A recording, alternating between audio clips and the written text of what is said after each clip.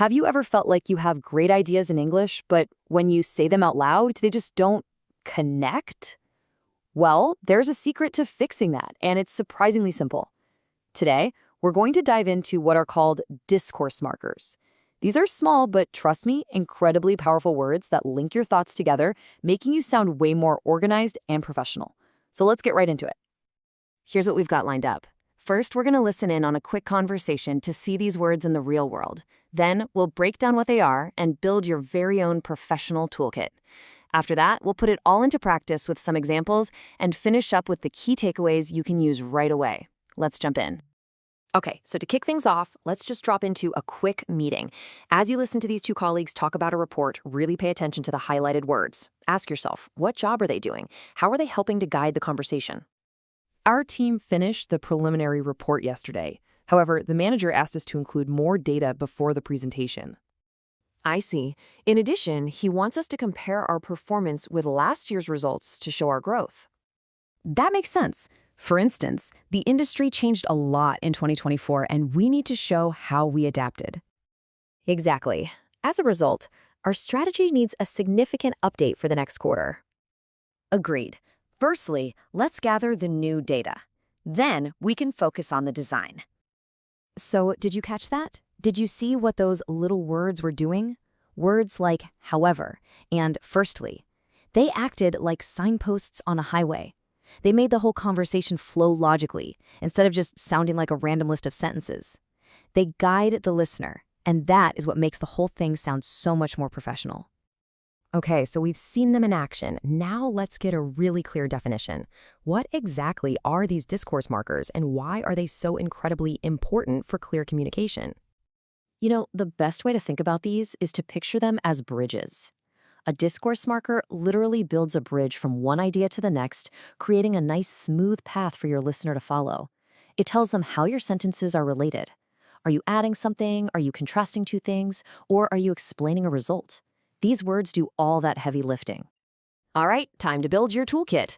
We're going to group these markers by what they actually do, so you'll always know which word to grab for any situation, whether it's a meeting, a presentation, or even just writing an email. First up, adding more information. If you just need to add another supporting point, in addition is perfect. Now, if you want to add a much stronger, more formal point, something with a bit more punch, you'd go for moreover or furthermore. And for that final, decisive point that just seals the deal, besides is a fantastic choice. Now, what about contrasting ideas? However is your best friend here. It's the all-purpose tool that works in almost any professional setting to show a change in direction. On the other hand is what you use when you're weighing two different options or sides of a story. And for a really formal, powerful alternative, there's nevertheless. It shows you see a problem, but you're moving forward anyway. It sounds really confident. In explaining cause and effect, this is where your arguments become truly persuasive. Use as a result or consequently to show the direct outcome of something that happened. If you're leading your listener to a logical conclusion based on facts you just gave them, that's when you pull out therefore. And finally, a couple of really essential categories. When you need to make your point more clear with some evidence, you can use for example or for instance. And to lay out your ideas in a clear step-by-step order, which is absolutely critical in presentations, you use sequencing words like firstly, then, and finally. Okay, so theory is great, but practice is really where it all clicks. Let's look at a few super clear examples from a professional setting and see how these markers create that logical flow we've been talking about.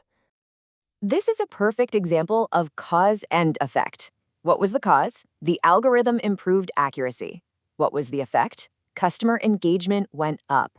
As a result, makes that connection impossible to miss. And here's that classic contrast. The first part is positive, right? The startup had a strong idea. But then that one little word, however, just flips the whole thing around and introduces the big problem: no money. See how this one builds on itself? We start with a great piece of news. Our brand is growing quickly. Then, in addition, just seamlessly adds another exciting piece of information on top of it. It builds momentum. It's so simple, but it's really effective. We've covered a ton of ground, so let's boil it all down to a few simple, powerful rules you can start using today. This is the stuff you really want to remember. So if you remember anything, remember this. 4 simple rules. 1. Your main job is to guide your listener. 2. These markers almost always go right at the start of the sentence. 3. When you're writing, always follow them with a comma. And 4. Using them well is probably the single fastest way to sound more persuasive and professional. And that's our deep dive into discourse markers. They really are just small words that make a huge difference. So I'm going to leave you with a little challenge. Which one of these are you going to try to use in your next conversation or email? Just pick one and give it a shot. Thanks for watching.